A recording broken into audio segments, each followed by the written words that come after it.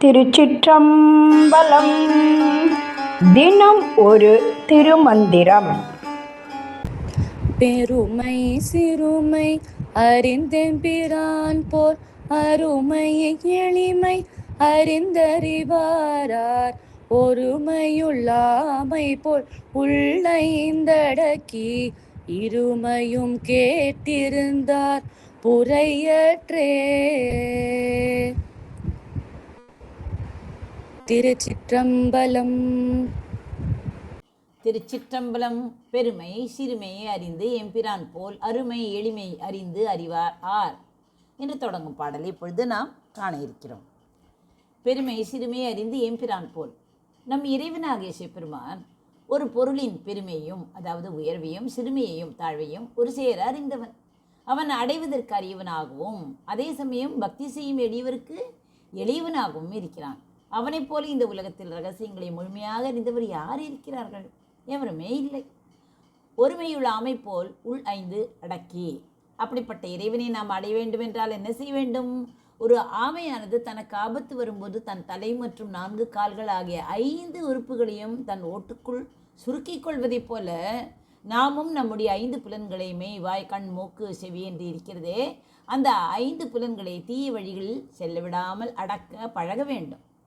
இருமையும் கெட்டு இருந்தார் புரையற்றே. அப்படி 5 புலன்களையும் அடக்கி இம்மை என்றால் என்ன? இந்த பிறவி, மறுமை அடுத்த பிறவி ஆகிய 2 பிறவிகளின் தன்மைகளையும் ஞான நூல்களின் வழியை கேட்டுணர்ந்து அமைதியாக வாழ்பவர்கள் எந்த விதமான குற்றமும் அற்ற தூய்மையான ஞானிகள் ஆவர். ஒரு அடர்ந்த காட்டில் ஒரு பெரிய ஏரி இருந்தது. அந்த ஏரியின் கரையில் மகான் ஞானி ஒருவர் ஆசிரமம் அமைத்து கொண்டு இருந்தார். அவரிடம் பல சீடர்கள் வித்தைகளையும் ஆன்மீகத்தையும் கற்று வந்தார்கள். ஒரு நாள் சீடன் ஒருவன் குருவிடம் வந்து, குருவே, நீங்கள் எப்போதும் 5 புலன்களை அடக்க வேண்டும் என்று கூறுகிறீர்களே, ஆசைகளையும் கோபத்தையும் கட்டுப்படுத்துவது அவ்வளவு கடினமா? உலக விஷயங்களை அனுபவிப்பதில் என்ன தவறு இருக்கிறது என்று கேட்டான். குரு அவனுக்கு புரிய வைக்க எண்ணி அவனை ஏரிக்கரைக்கு அழைத்து சென்றார். அங்கே ஒரு பெரிய ஆமை மெதுவாக நகர்ந்து சென்று கொண்டிருந்தது. குரு அந்த சீடனிடம், அதோ அந்த ஆமையை பார், இப்போது நீ ஒரு கம்பை எடுத்து அதன் மீது லேசாக தட்டு என்றார். சீடன் என்ன செய்தான்? ஒரு குச்சியால் ஆமையின் முதுகில் தட்டினான். அடுத்த கணமே என்ன செய்தது அந்த ஆமை?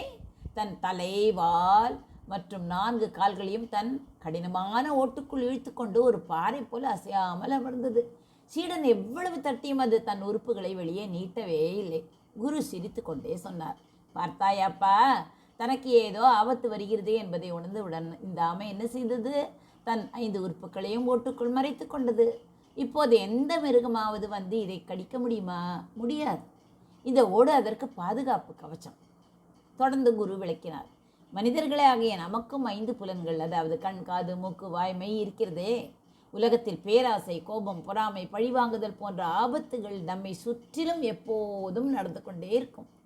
எந்த ஒரு மனிதன் இந்த ஆமையைப் போல தீமைகளை காணும் போதும் தவறான எண்ணங்கள் தோன்றும் போதும் தன் 5 புலன்களையும் சட்டென்று அடக்கிக் கொள்கிறானோ அவனை எந்த பாவமும் துக்கமும் தீண்டாது.